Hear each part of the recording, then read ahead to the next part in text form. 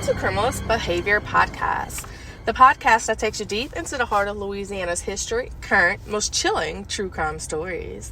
I'll be guiding you through the darkness of these crimes and all those involved. Each week, we dig deep on those forgotten crimes or those crimes that are currently happening with the underlying legends that continue to haunt us. So lean in, listen, and get ready because true crime is anything but ordinary. Stay with me as we unravel what happened in these mysteries. So today we're going to be talking about episode number 30, and this, y'all, is called The Butterfly Man of New Orleans. And yes, I do know that sounds crazy, but that is what this case is about. It happened in the 1930s, so it's an old-timey case, and it's pretty wild. So if this is your first time listening, hi, my name is Sarah Studier, and I'm your host for Criminalist Behavior Podcast. I want to thank you for listening to the show, and I really hope you enjoy it. So I'm going to put out this description. This episode may contain content of a graphic nature, including descriptions of physical and sexual violence against adults, children, and animals. Listener discretion is very much advised. So, this was the year 1934. Franklin D. Roosevelt was president, and the Great Depression was in full swing. And a bank robbing duo, which y'all may know, the famous, infamous Bonnie and Clyde, they were dominating headlines that year. So the focus was pretty much on Bonnie and Clyde, but in Shreveport, there was a crime that really shocked the world, and it would soon create a national fascination and front page headlines. The case has become to be known as the Butterfly Man. And this is called the Butterfly Man because the killer was known across town for making small butterflies out of any available material he could get his hands on, and he sold them for a nickel to anyone who would buy them. The name stems from the paper mache butterflies he sold for 5 cents around the Shreveport area. Leslie Peters, 91 years old, who now lives in Keithville, she remembered this whole ordeal. It was a murder that devastated his family. I did say she. My apologies. I just formerly associated Leslie with a female name, but Leslie, in old time days, Leslie was used as male as well. I completely forgot about that. So Leslie was 91 years old, and he remembered this happening within his family. It took the life of his aunt, Mae Griffin, and she was 16 years old at the time. And in 1915, Maggie Dove Burnett Peters moved to Shreveport from Mena, Arkansas, after the death of her husband and youngest son during the flood in the Wichita River. Back then, if a woman became a widow, she had to immediately remarry. So she didn't have any recourse, and this is what Leslie Peters was informing everyone. So Maggie Dove has 6 children. She was mother of 6. She had 3 girls and 3 boys. And she married a man named Charlie Jiffin, a man she met following the death of her first husband. They had 1 child, Maggie May, and they would eventually fall victim to one of the most brutal crimes in Shreveport's history. So Maggie was abandoned by her second husband as the Great Depression was taking place, and it was in very mass effect.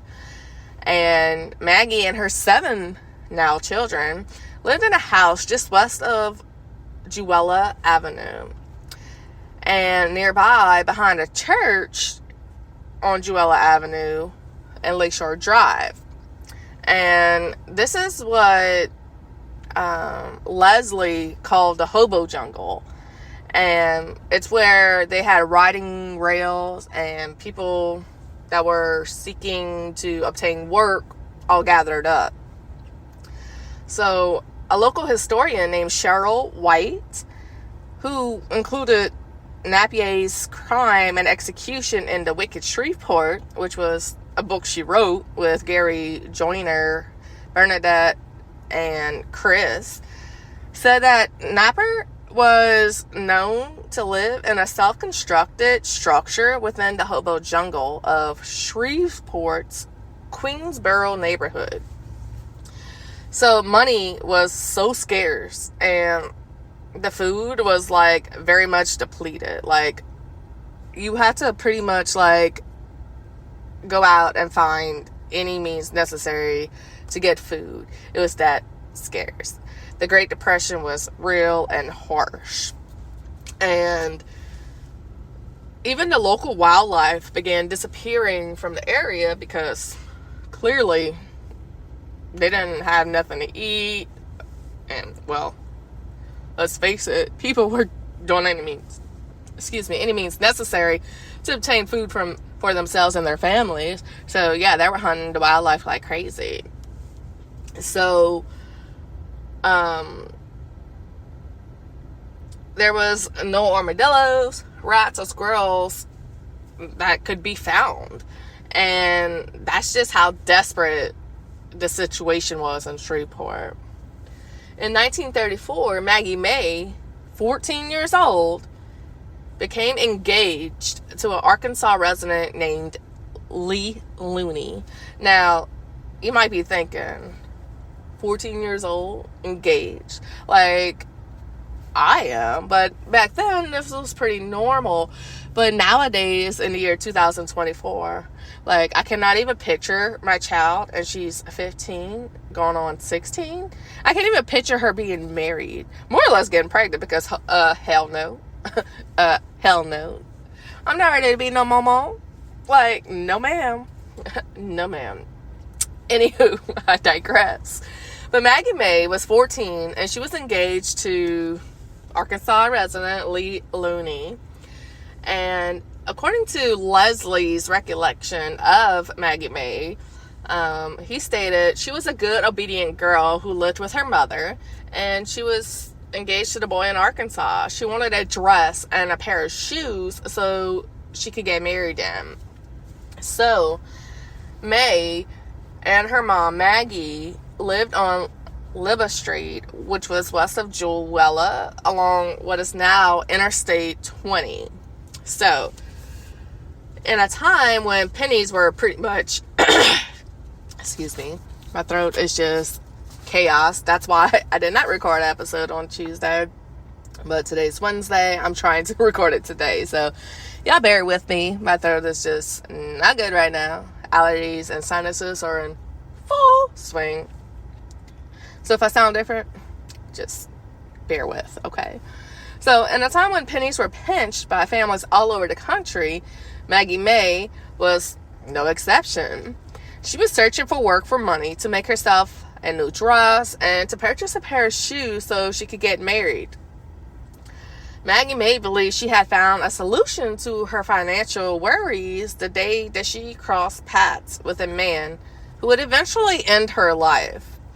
So, this man, you ask? His name was D.B. Napier, also known by his alias, Fred Lockhart, and he was a vagrant from Georgia. He left Georgia in the summer of 1933, and he literally got off the train into Shreveport, joining others in the area known as the Hobo Jungle.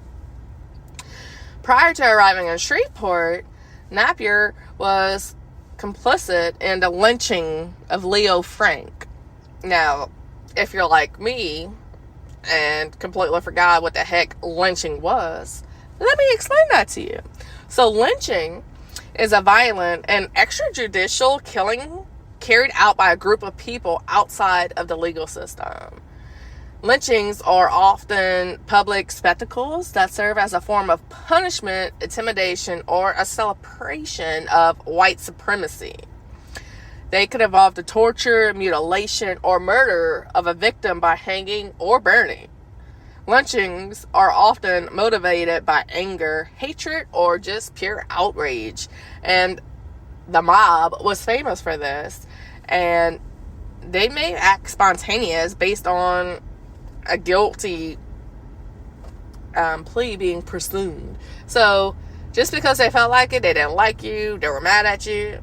These lynchings happen, these killings happen, and Leo Frank was a mob boss, and Napier, however you want to say his name, aka Butterfly Man, was working with Leo Frank and helping with these lynchings.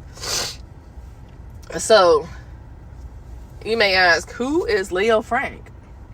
Well, Leo Frank was a businessman and a mob boss. He was flat out a murderer. In 1913, he was accused of raping and murdering a 13-year-old girl named Mary Fagan, who was employed by the pencil factory he supervised. And Jim Conley, which was a sweeper at the factory, was another suspect that was in the murder of Mary Fagan.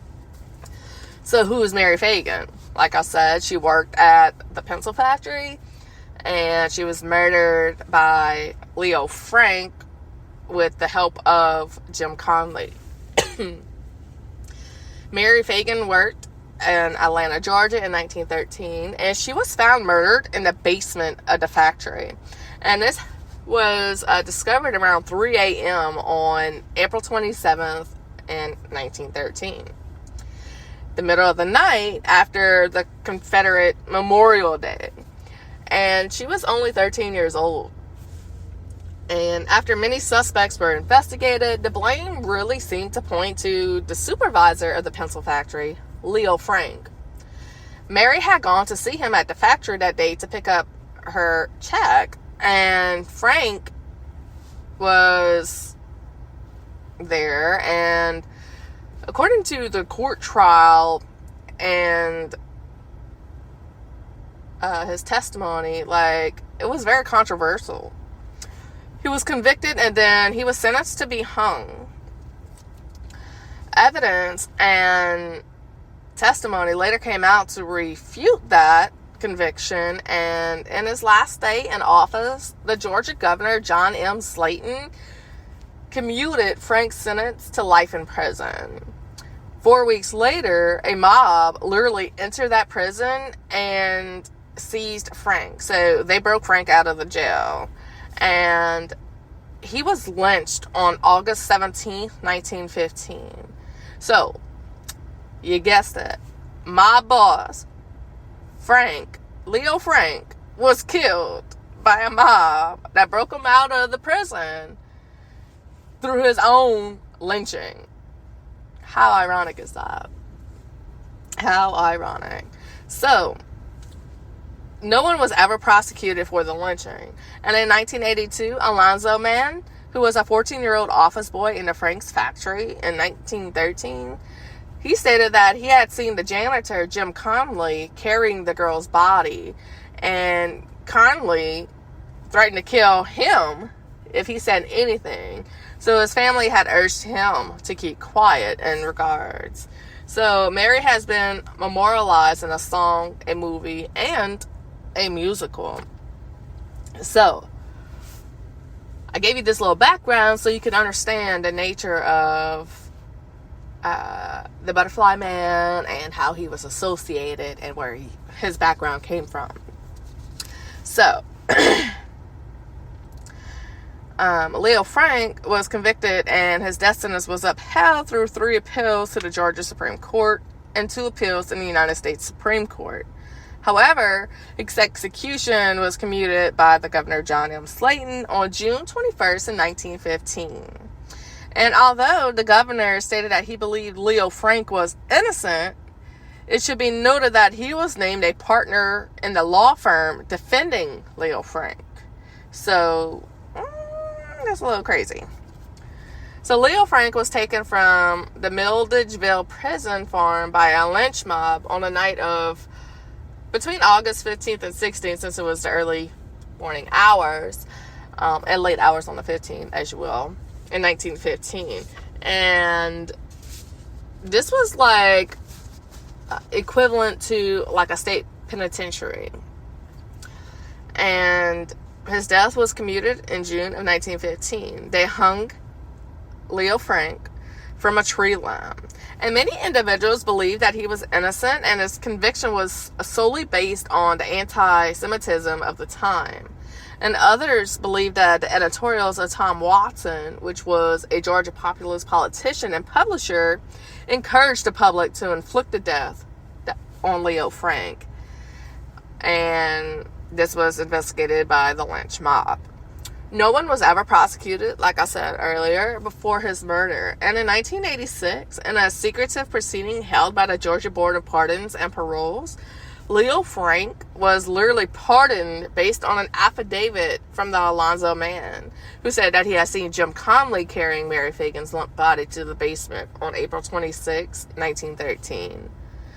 So, this man was hung by the public mob for a crime he did not commit.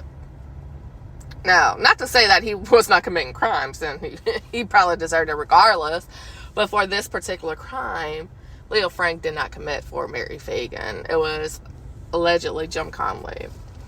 So Napier later admitted being the driver for the lynch mob that carried out the vigilante justice against Frank. And he ran into trouble taking part of the lynching in Alabama, and he just hopped on a train, and this is how he ended up in Shreveport.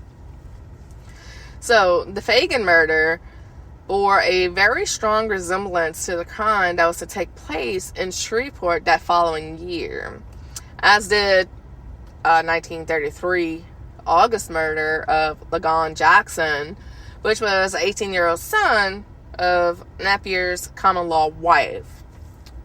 So in case you got confused, we got Mary Fagan, then he jumped on he jumped on a train.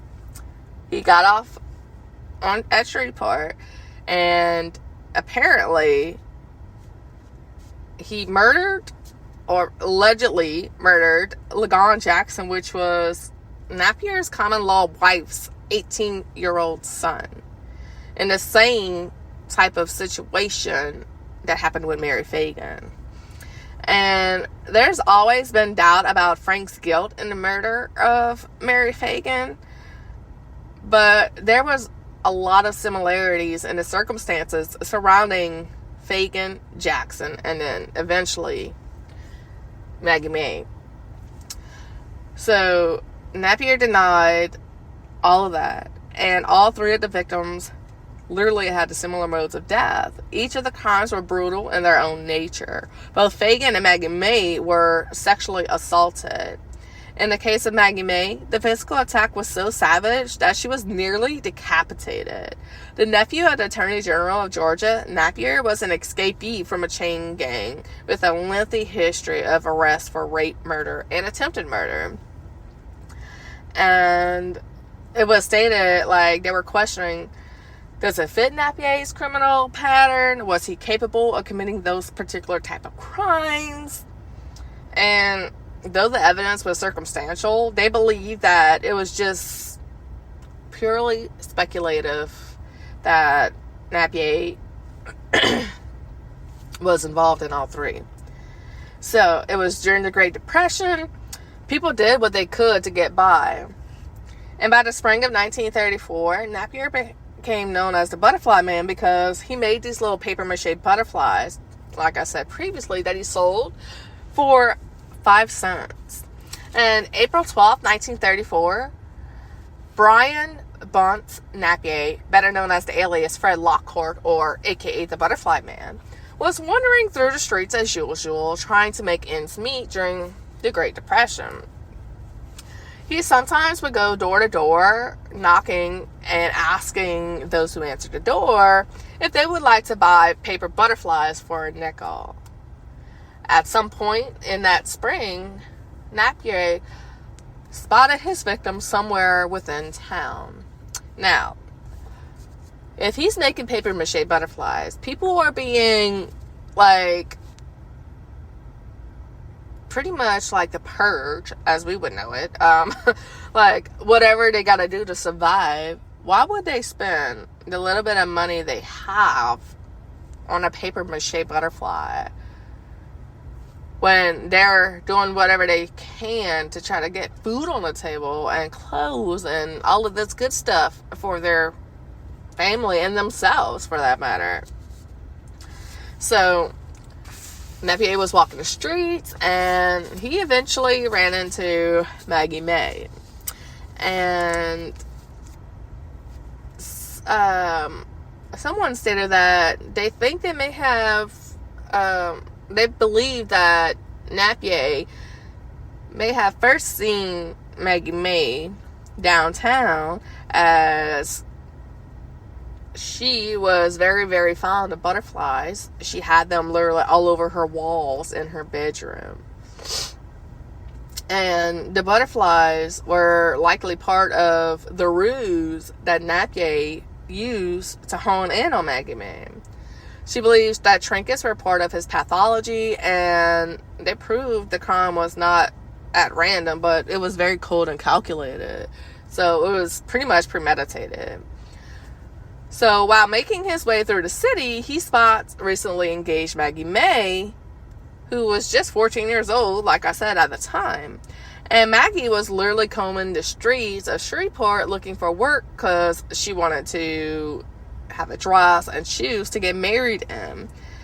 So she wanted things to be perfect, and she thought getting a job would help things move in the right direction. So as fate would have it, Napier and Maggie May would meet. Maggie lived near a homeless encampment that Napier resided at.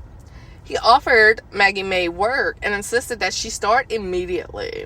The man was known to be eccentric or weird in the neighborhood, but him offering Maggie May a job seemed very plausible.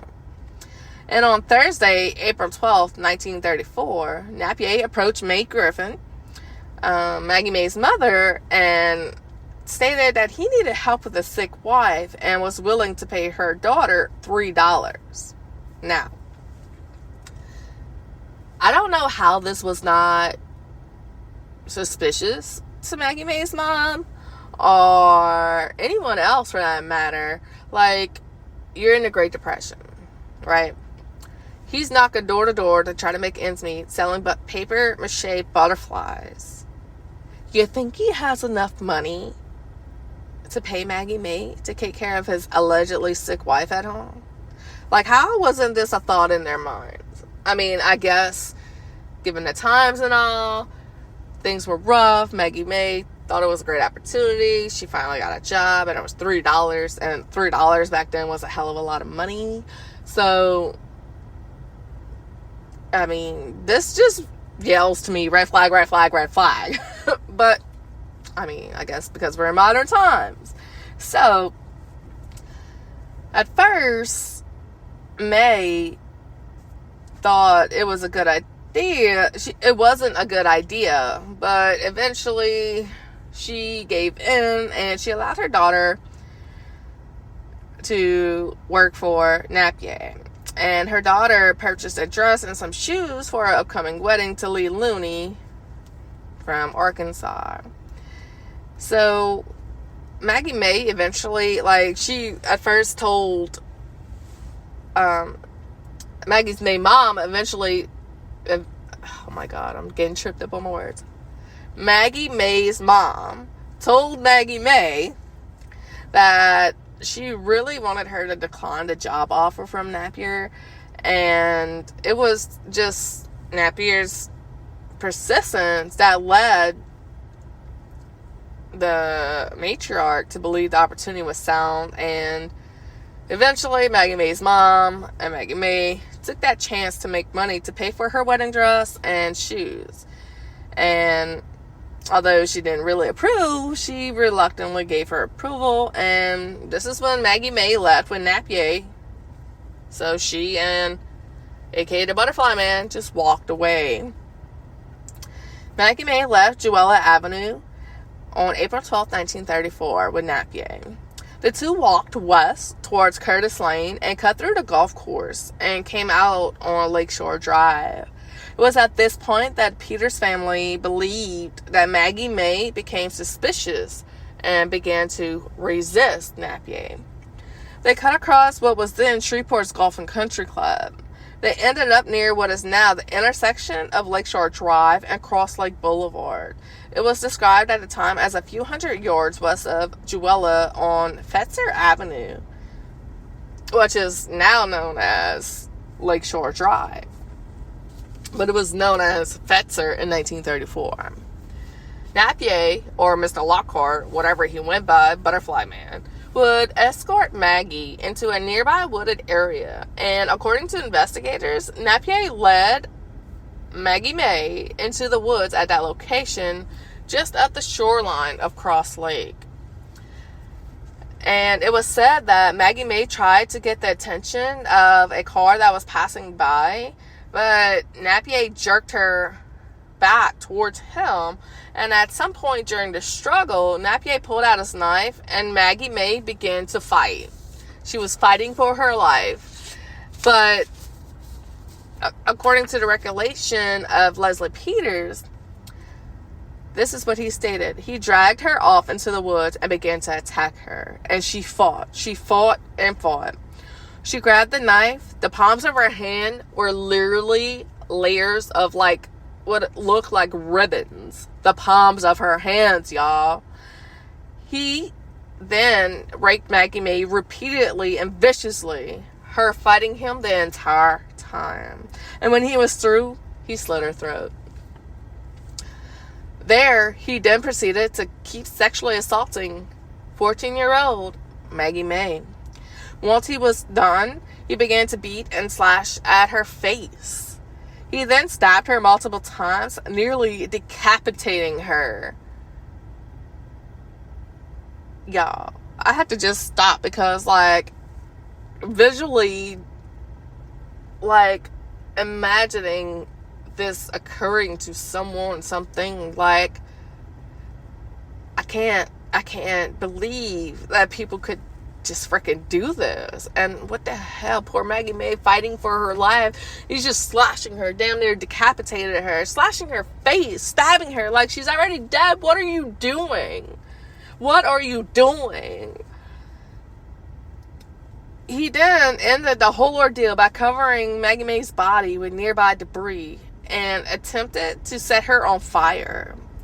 Napier then covered the girl with scrap wood, and he tried to burn her body.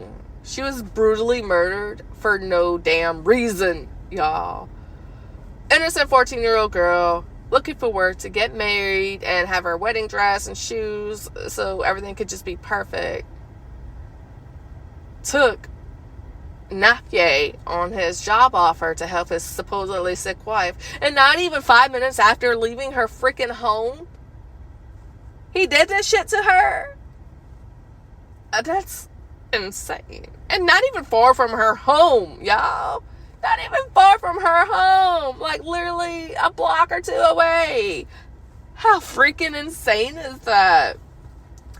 So, on April 15th, Maggie May's charged remain would eventually be discovered by a fisherman that was getting ready to set out for their day. And they were literally looking for worms, okay? They were looking for worms on the ground to go fishing. It was realized that Napier was actually the culprit whenever the body was discovered, because he literally left personal effects at the crime scene. He literally left evidence at the crime scene, y'all. 3 days later is whenever Maggie May's body was seen and found.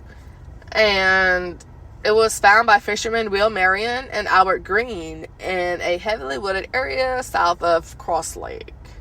Lockhart, aka Napier, aka Butterfly Man, was about 50 years old at this time, and he was quickly identified through some clothing remnants that were found near Maggie May's body, as well as the bloody knife that was left on the scene. They knew that Napier was known for carrying that knife. Maggie May sustained multiple stab wounds.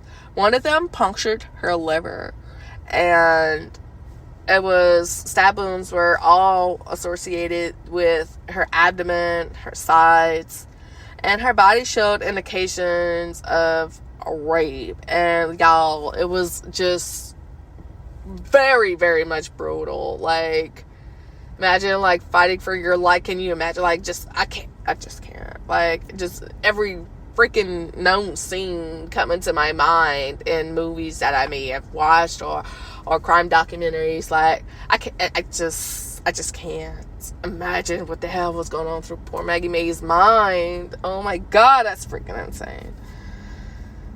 It's so crazy. So, like I said, her body was showing evidence of rape, and additional wounds covered up her inner thighs and her neck, obviously, as she was damn near decapitated. Her neck was literally hanging on by a thread. Napier tried to escape, but he was soon caught across the state in the town of Tuluha by 2 dogged local detectives. And those detectives were Barney and Lloyd. Lloyd had the same last name, Napier, but he was no relation to him, and they returned him to the city where several other people who had been arrested in connection with the slaying were released. Lockhart, aka Napier, aka Butterfly Man, he actually broke out and he ran. And the way that this was told, Napier left his wife here, and law enforcement eventually tracked him down in a cotton field that was near Delhi, Louisiana, and they brought him back. Once he was brought back, he soon confessed to the murder of Maggie Mae. And on Tuesday, April 17th, 1934, Napier confessed to the rape and murder of Maggie Mae, and he signed a 2-page statement attesting to his responsibility for the killing. Following reports of Napier's confession, an enraged mob gathered to storm the Caddo Parish Courthouse, demanding justice for the crime. And according to Leslie Peters' memory, he stated that the people of Shreveport became so intense that they gathered on a courthouse lawn and battered on all the doors and windows, demanding justice for the crime at the courthouse. The situation was eventually calmed when the sheriff called in help from the National Guard, and they had to use tear gas to prevent Napier's lynching by the angry mob. They wanted justice for Maggie Mae, and hell, I'm all for it. I'm all for the justice. Like, he didn't have to do that to 14-year-old Maggie Mae, who was an innocent little girl, 14 years old, just trying to make ends meet. Like, brutally raped and murdered her. Fucking senseless, bruh. Senseless. His trial started almost a week later, and was immediately, like, everyone that was involved in Napier and his trial were frightened as the mob just kept intensifying, and they wanted to get vengeance for Maggie Mae. The mob was forced to be dispersed by the National Guard using the tear gas, and Napier was just cowardly, hiding in a cell. The mob kicked in the Milam Street doors and occupied the first floor and stairwells leading up to, but could not get to, the 8th floor where Napier, Lockhart, aka Butterfly Man, and the other prisoners were awaiting trial. Even officers of the court were caught in the middle. One juvenile court judge, William C. Barnett, was injured by a rock tossed by a member of the mob. Fire hoses and tear gas finally forced the mob out of the building. 3 days later, on that following Sunday, some men were gone fishing, and that's whenever, they were telling the story on how they were canvassing for worms, and that's when they literally found Maggie Mae's body. Dr. Willis Butler was the coroner at the time, and he recalled the case back in 1981, and he stated that his autopsy revealed all the gruesome details of the brutal attack of Maggie Mae. He stated that Napier choked her to death, mutilated her body, and raped her, both mortem and post-mortem, y'all. Napier left the town, but that's whenever the law enforcement caught up with him near Monroe, and he was in a cotton field. By the time he got back, the story was front page of the headlines of the newspaper, not only in Shreveport, but throughout the entire country. And it was literally top news for a whole week. And a few weeks later, the search for the death of Bonnie and Clyde would become the next top story for the newspapers. So a week later, after Maggie May was brutally murdered and this trial happened for Napier, Bonnie and Clyde was literally the front page the following week. How insane is that? So, Napier was told, people stated that Napier talked in his sleep, and his cellmate was the one that actually told the deputies.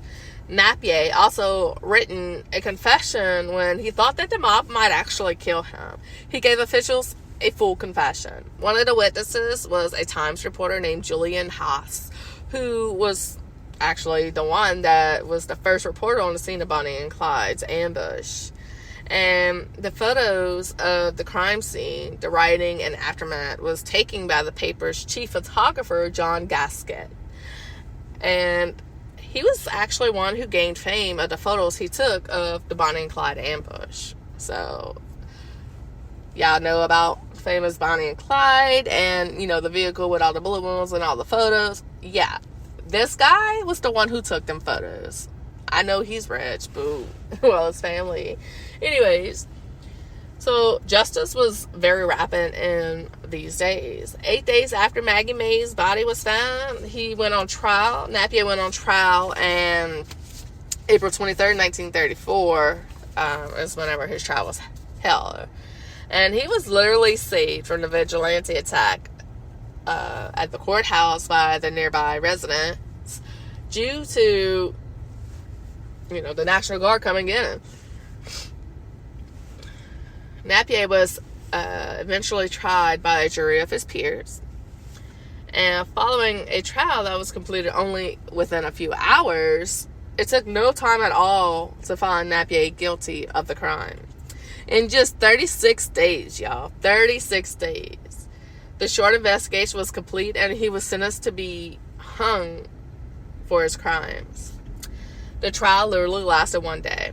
The jury deliberated for only 5 minutes before finding Napier guilty. Prosecutors wanted him to be hung by that Friday. 30 days later was the norm in Louisiana. And the governor rejected that request for a quick sentence, and he was actually set to be hung on May 18th. So on the day of the execution, Leslie Peters stated that his whole family was there. His grandmother, which was the victim's mom, Maggie May's mom, Leslie Peters' dad, all of his aunts and uncles. Lee Looney, which was May Griffin's fiance, also was at that trial. And on May 18, 1934, Brian Bunt Napier would be one of the last few to be executed by a public hanging in Cato Parish, Louisiana. Was this enough time for a thorough investigation, or had the town simply just got caught up with the tragic death of 14-year-old Maggie May? Despite the evidence pointing to guilt, the amount of time leading up to the execution is very staggering when compared to how court proceedings happen today. And regardless of the time spent, Napier was marched up the wooden steps of the gallows in front of a thirsty mob crowd. A hood was placed over his head, followed by a length of rope. And before pulling the plunger, Napier shouted to all the people around that he would see his victim in heaven. He would be dead just minutes later. So, 4-year-old at the time, Leslie Peters, who was recalling this entire story and giving us all these details in his aunt's murder, he was 4 years old at this time of this trial. He stated that he had to wait outside the execution chambers inside the courthouse. He remembers that Napier was being led into a room, and when the execution date came, of course, the whole family was there, and Leslie stated that he remembered that his mom had him by the hand. And according to onlooker, Napier thanked the people of Louisiana for carrying out the good old laws and said that the state was one of the best he encountered in his travels. Can you imagine being thanked because you carried out the justice? Like, I mean, people these days would think that's probably a plea for insanity, rather. Like, you gotta be crazy for thinking that or saying that. Like, yeah, I'd say. So, like I said, Napier was led up to the gallows, and Leslie Peters stated that he was watching this. Nowadays, you know, these people are sheltering their children like hell. They would never allow their children to go watch a public hanging or anything to that nature. But Leslie, in the 1930s, 4 years old, was watching this happen. And he said that he will never forget the killer's words to his family. And that is, I will see her in heaven. Like, I could just about imagine, like, this dude's got the hood on his head, the rope around his throat, standing above the freaking drop door, and this damn thing wants to look at the family and says, I'll see her in heaven. I would have went up and beat the living hell out this dude, like, lynching you damn right. Like, I'm gonna be responsible for killing this mofo. Fuck that damn gallows. I want to kill this dude. The nerve that you have to say, I will see her in heaven. Bitch, your ass is going to hell. Maggie May is innocent. She's going to heaven. What makes you think you're going to heaven? Like, I know God forgives and all that good stuff, depending on what you believe, if you're a religious type, whatever. But there ain't no chance in hell that you're going to end up next to Maggie May. Like, the hell with you, bruh. Fuck you, dude. So, I just can't. I know that family was pissed. So Leslie stated that he watched that the hood placed over Napier's head, and the chaplain said a few words before the trap door was dropped, and the executioner put the noose around Napier's neck. And Leslie recalled that when the moment came, they pulled the lever for the trap door, and he remembered that he hit the end of that rope and it kicked with his feet. Leslie stated that Napier kicked and struggled for more than 10 minutes before he succumbed to his injury, his death. Injury, yeah.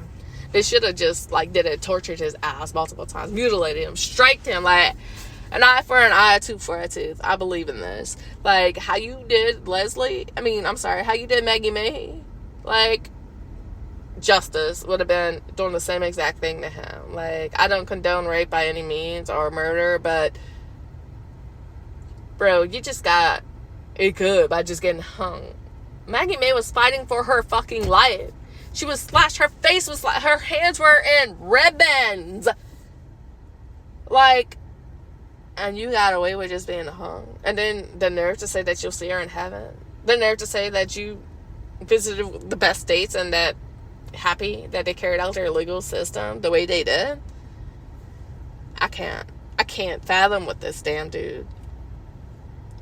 Official reports state that the trapdoor was released at 12:13 p.m. and Napier was pronounced dead at 12:26, which was exactly 13 minutes later, according to all the records. Napier was buried in a pauper's area of Greenwood Cemetery. And Leslie stated that he's been there. He looked at it, and there's no tombstone. Back then, they used to stack bodies that were buried on top of each other, but they're buried very deep into the ground. So there was no coffins or anything to that nature. The body of Maggie May was taken to Big Fort Cemetery, which was east of Mena, Arkansas, by her mother and her fiance. And Leslie recalled stating that every time he went there to check on the cemetery, I mean, he just felt that he owed this. And he believed that he was the end of the line of this brutal family's dealings with this murder of Maggie May.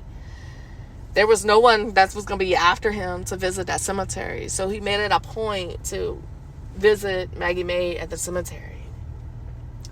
And it's also worth noting that even though Napier was executed for the crime against Maggie May, he was also suspected in the death of his stepson, the 18-year-old son of his common-law wife, and the murder of 13-year-old Mary Fagan.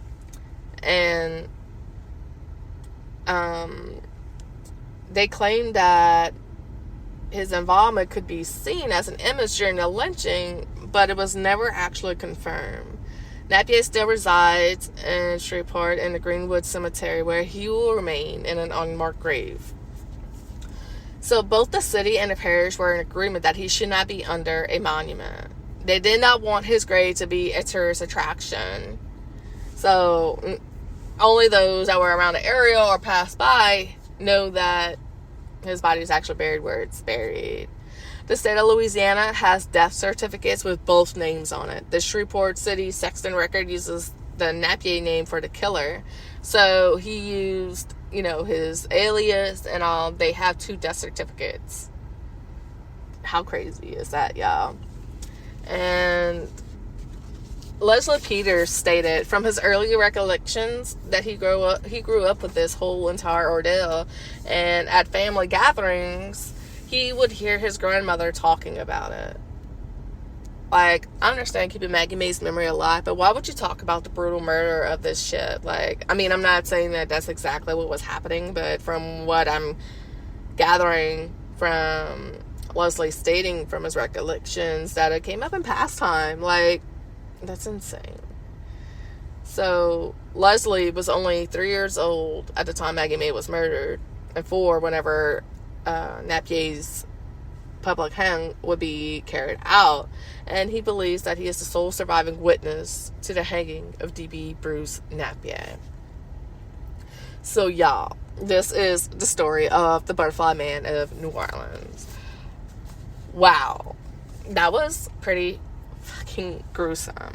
So y'all, what do y'all think of this? I am very, very interested. And what do y'all think? Do y'all think that Napier was part of Megan Fagan's murder? And did he actually murder his stepson for his common law wife? Like, this couldn't be his first time. Just how it all took out. Like, very confident speaking to Maggie's maid mama later to know that he was going to rape and brutally murder her. Like, the hell is that? What do y'all think? Please write in, message, email, whatever, comment on any of your podcast apps. And just let me know what you think about this. Have you even ever heard of the Butterfly Man of New Orleans? Because I know I stumbled across this case looking at another case, and I was like, wow, what the hell is that? During the Great Depression, shit was crazy. Bonnie and Clyde was in full swing with their bank robberies and killings. Like, damn. Why? Why did this have to happen? So, again, I wanted to tell this story, for one, because it's fucking insane. And it's an old-timey case, and I believe I should have been born in the 1930s, because that's, like, my time period. Like, I love everything antique and stuff, but I am a very old-timey person. I was born for that. But I digress on that. But, y'all, the voting is still going on for the Women's Podcast. And as you know, I was nominated for an award, and I would greatly, greatly appreciate if y'all wouldn't mind voting for me. We're in a documentary series section of the Women's Podcasting Awards, and I will link the voting site in the show notes, so you can go and vote for the podcast, Criminalist Behavior Podcast. I would greatly appreciate it. That would be so amazing if I actually won. But hell, I am just very, very appreciative to actually be a nominee to win this award. So, again, you can find us on any of your local social media. We got Tumblr, Twitter, TikTok, Facebook, Insta. And also any of your famous podcast apps like Amazon, Apple, Spreaker, iHeartRadio, and so forth. I can't think of them all. So we're out there, y'all. Y'all could email us at criminalbehaviorpodcast@gmail.com. We also have a Patreon page and a website. I will also link all of that in the show notes. So, yeah. I would have greatly appreciate it. Please like, follow, or subscribe on any of your famous podcast apps. And please do write in. If you want to write in about this case in particular, a case I already covered. If you want me to cover a particular case, please do. Let me know. I'm all for it. So if you enjoyed our show, please rate and review us on any of your podcast apps. Greatly appreciate it. Thank you. And be sure to come back today's Wednesday. So I'm going to publish this today, and then Friday I'm going to publish another episode. So please come back on Friday and join us, because that case is a doobie too, as most of these cases are. But until then, this is your host, Sarah Student, and I'm your host from Criminalist Behavior Podcast, a Louisiana true crime podcast. Y'all have a great day, and thank y'all for listening. Goodbye.